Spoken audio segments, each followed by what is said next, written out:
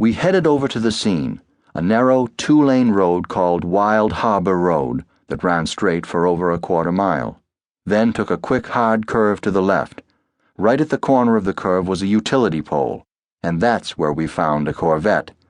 The car was completely demolished, the passenger side crushed into the pole like an accordion. I stopped 30 feet away because I could see power lines on the road.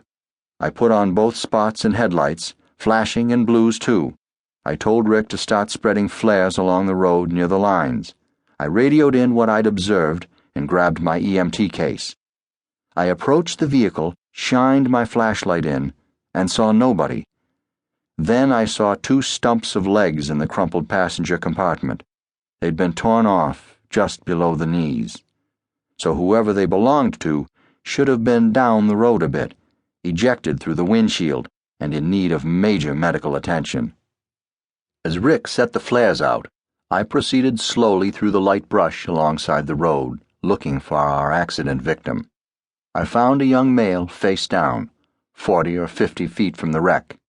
I felt at his neck for a pulse and noticed there was a huge puddle of blood where his face should have been. No pulse. I reached down his chest to feel for a heartbeat, and my hand went right inside him. No heartbeat. This guy was dead 3 ways from Tuesday. Legs torn off, face smashed, chest wide open. I returned to the cruiser to radio for Sergeant's response to a 10:34 fatality. As I'm walking back to the victim, I noticed something sparking about a foot off the ground and just to the side of him. It was a high-voltage power line, and I'd somehow crossed it twice without touching it. I got some flares to mark its location and noticed it was moving in an arching dance, winding slowly down and back. Maybe I didn't cross it, maybe I did. Turns out that it has 4,000 volts running through it, a near miss on my part.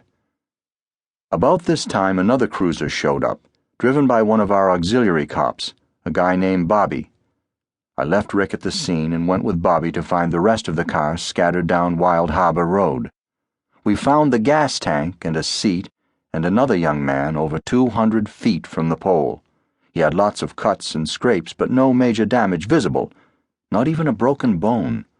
He was stunned and incoherent, probably from head trauma. I had Bobby call for the ambulance and power company and managed to keep the driver calm until the ambulance could get through to take him to the ER. We found the engine of the Corvette about 380 feet from the pole, an accident scene over a football field in length. Meanwhile, this 4,000-volt line had settled on the dead young man. It's snapping and crackling, and we're waiting for the power company to turn it off. The sergeant sent for coffee and donuts, which arrived long before the power company.